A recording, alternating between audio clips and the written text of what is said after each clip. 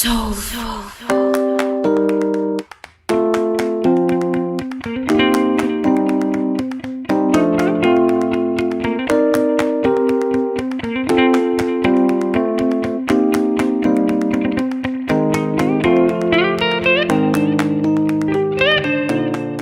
à tous, j'espère que vous allez bien.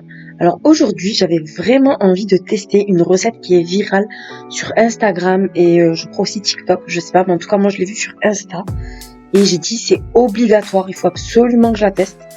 Donc je vais la tester et je vais vous dire honnêtement ce que j'en pense. Donc si ça vous intéresse, c'est parti.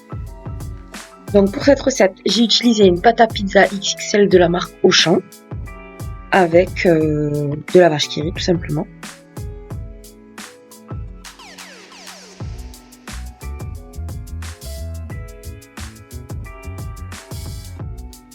Je coupe la pâte à pizza en 6.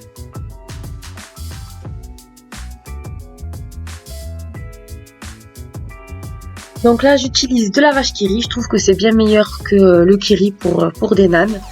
Et ensuite, je vais mettre un triangle et demi par rectangle.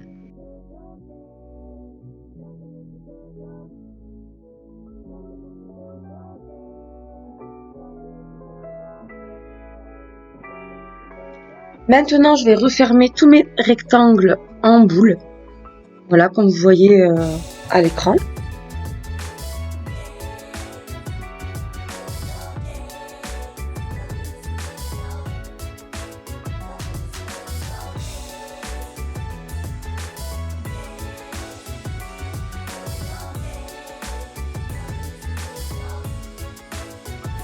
Ensuite, j'étale mes bouts de pâte.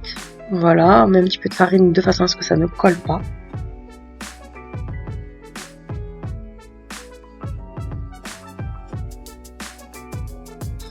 Et je vais faire cuire mes nanes dans une poêle anti-adhésive.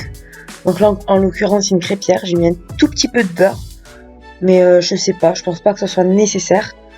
Et là, voilà, dès que ça fait des bulles, je le retourne dans un premier temps. J'attends que ça gonfle bien et je retourne 2 à 3 fois. Il est temps pour moi de vous dire ce que j'en pense. Donc oui, on a obtenu une très jolie assiette de nan, effectivement. C'était très bon. Ça dépanne, mais pour moi, ça ne remplace pas un nan. D'autant plus que dans cette recette, une fois que c'était cuit, quand on l'a mangé, on sentait pas la vache qui rit. Donc on a été très déçus. Mais après, en termes de texture, en termes, oui, pour moi, c'est entre le pain pita et le nan, mais ça ne remplace absolument pas un nan, de mon point de vue. J'ai accompagné ces nanes d'un poulet au lait de coco et au curry, avec du riz basmati. Le nan accompagné de cette sauce était excellent, franchement on s'est régalé. Mais voilà, en toute sincérité, moi je suis très transparente, je trouve que ça ne remplace pas un nan. Ça dépanne, ça c'est excellent, si on veut faire vite, on n'a pas le temps, etc. Mais pour moi, voilà, c'est pas le nan qu'on achète au resto indien, qu'on mange au resto indien. Pas du tout, c'est beaucoup plus compact, mais ça reste très bon. Voilà, j'espère vraiment que cette recette vous aura plu, je vous fais des gros bisous et je vous dis à très bientôt. Au revoir.